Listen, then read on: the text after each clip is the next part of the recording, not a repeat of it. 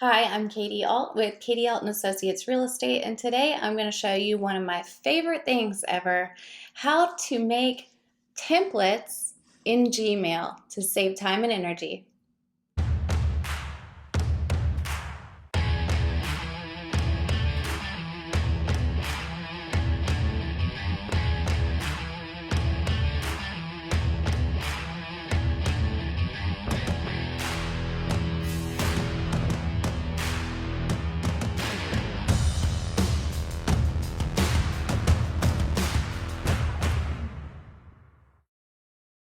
Log into your Gmail. Then you're going to go over to Settings, see All Settings, and then you're going to go all the way over to Advanced. Then go down to Templates and make sure you click Enable. It's only going to give you the option to save things as a template if you do this. Now, once you've saved the changes and closed out of there, you can go back to your inbox, and I keep my inbox all cleaned out nicely, and then I just can go here to compose a template. Now, keep in mind that if you have a signature saved, you're not going to want to have that on your template because when you pop up a new email and add a template, you're already going to have a signature in there. So go ahead and delete that. And then what you're going to do is you're going to compose your template. So I'm going to say, if I have to say the same things over and over, it would be great to have a template saved up. So for example, if I have to constantly introduce people to my preferred mortgage lender, then I'm going to write up an email that says like, hello. Thank you so much for your time, blah, blah, blah, blah, blah, blah. Okay, make sure it's saved right. And then what we're going to do, hit these three dots, go ahead to Templates, and then go down to Save Draft as a Template. And you probably don't have any yet, but you're going to click Save New Template, right?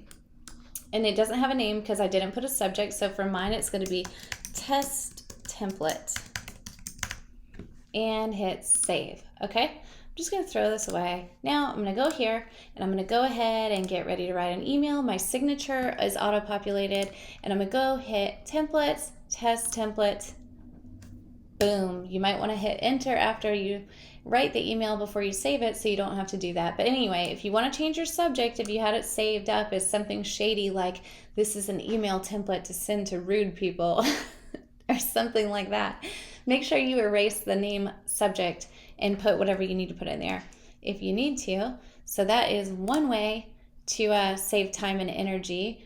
Also, there's something else I could tell you while I have you here in the email account, in my Gmail, G Suite Business, Google email, whatever you call it. And see how I keep my emails nice and cleaned out and all.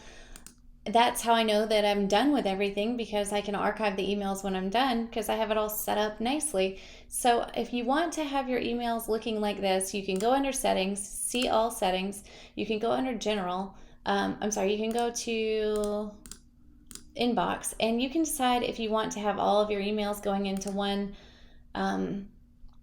box or priority inbox or different inboxes or what you want to do. I have mine set up like this. So primary is going to be there, and then I have promotions where I've put all my spam. I have up my spam mail updates or replies from other people in forums. I actually have some other emails going into there from other accounts. But what you can do if you'd like to set up a special filter, blocked addresses, scroll all the way to the bottom and click create a new filter. And when you get that, you can say any emails from a certain address or any emails that I send to a certain address or any emails that has the words or whatever. So let's say I want to do any emails from assistant. Sorry, that was a different thing. Okay, assistant@katiealt.com. We could create a filter that if we get any emails from that it can go wherever you want. We could say that it could always be categorized as updates or social or whatever you want it to be. Or we could say that you automatically respond to that email with one of your templates, which is a great thing because then you could have it skip the inbox. You never have to respond and it automatically gets a template back that says whatever, for different scenarios.